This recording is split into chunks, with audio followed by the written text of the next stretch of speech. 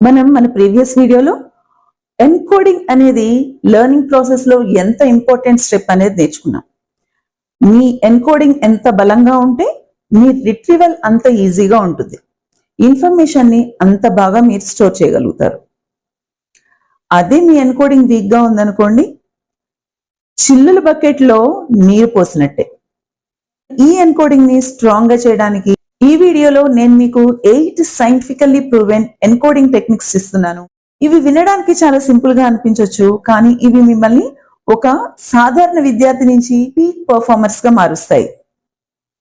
Hi, I'm Latadevi Nunna. I'm a peak performance coach for students. Technique number 1, elaborative encoding. ఒక కొత్త information నేర్చుకున్నప్పుడు దాన్ని మీకు ఆల్రెడీ తెలిసిన దాంతో కనెక్ట్ చేయండి. మీ బ్రెయిన్ ఒక వెబ్ లాంటిది. ఒక కొత్త ఇన్ఫర్మేషన్ వచ్చినప్పుడు దాన్ని ఆల్రెడీ ఉన్న నాలెడ్జ్ తో లింక్ చేస్తే మీకు మెమరీ స్ట్రాంగ్ అవుతుంది, అది బలంగా నిలిచిపోతుంది. ఫర్ ఎగ్జాంపుల్, మీకు మైటోకాండ్రియా అంటే power house of the cell అని తెలుసు. ఇప్పుడు మీరు కొత్తగా ఏటీపీ గురించి నేర్చుకుంటున్నారు. ఏటీపీ అంటే మైటోకాండ్రియా ఉత్పత్తి చేసే ఎనర్జీ కరెన్సీ అని లింక్ చేయండి. అప్పుడు ఏటీపీ ఎప్పటికీ గుర్తుంటుంది. Technique number 2, generation effect.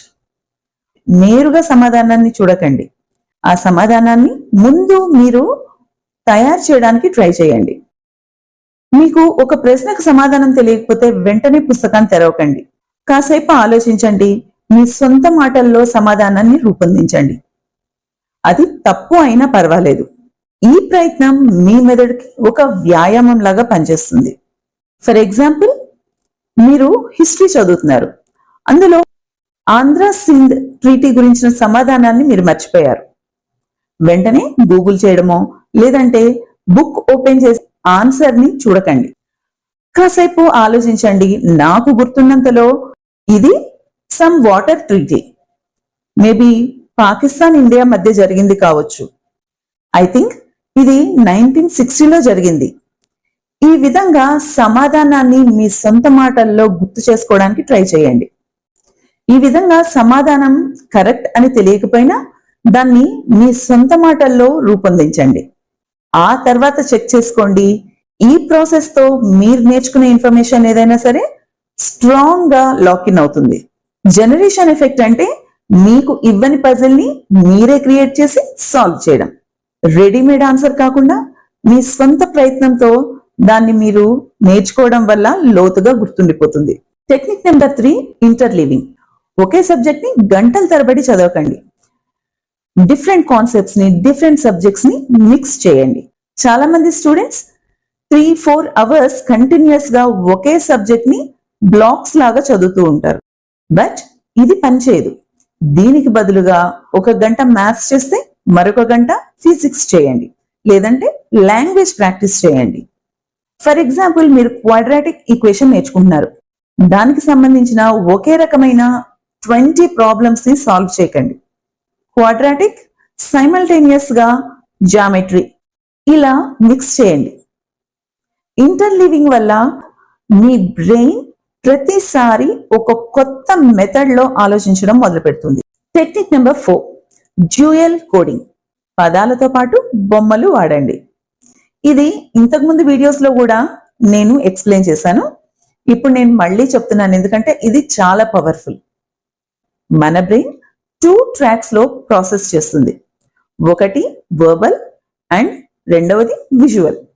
ఎప్పుడైతే ఈ రెండింటిని మనం కలిపి వాడతామో అప్పుడు మన లెర్నింగ్ అనేది డబుల్ స్ట్రాంగ్ అవుతుంది. ఫర్ ఎగ్జాంపుల్, మీరు బ్లడ్ సర్క్యులేషన్ గురించి నేర్చుకుంటున్నారు. హార్ట్, ఆర్టరీస్, వెయిన్స్ మొదలైన ఎక్స్ప్లెనేషన్ తో పాటు ఒక డయాగ్రామ్ ని కూడా గీయండి, రంగులు వేయండి.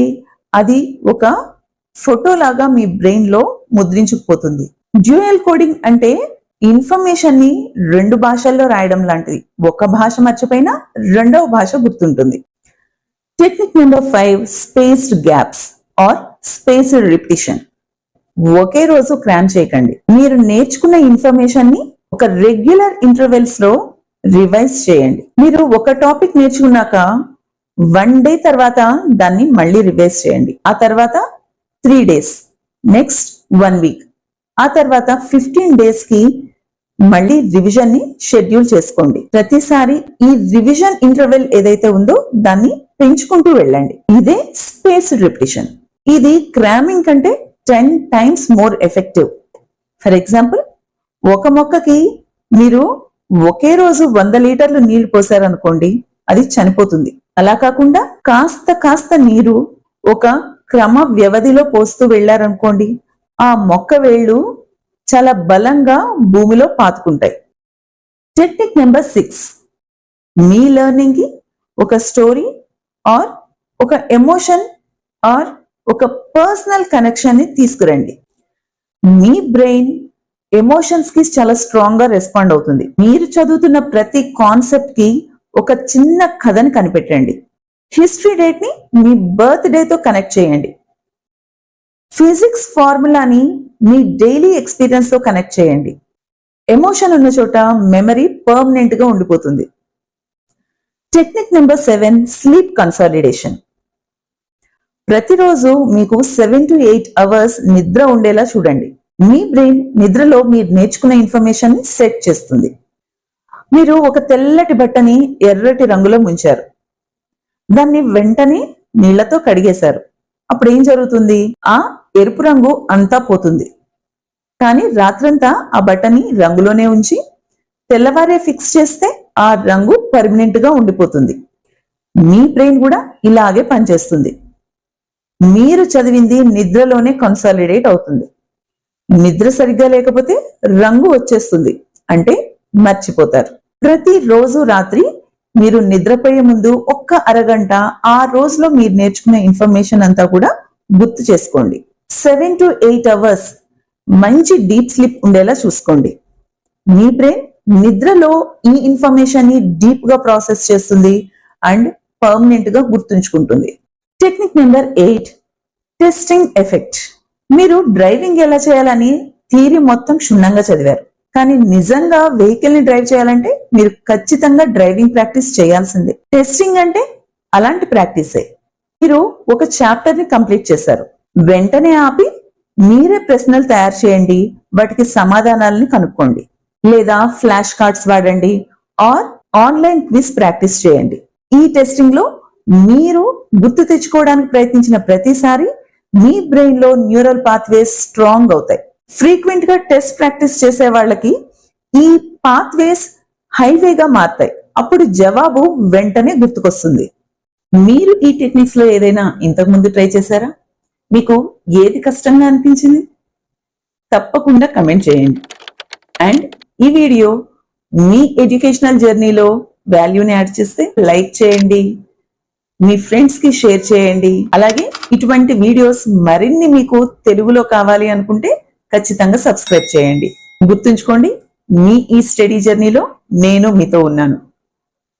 See you in the next video. Bye bye.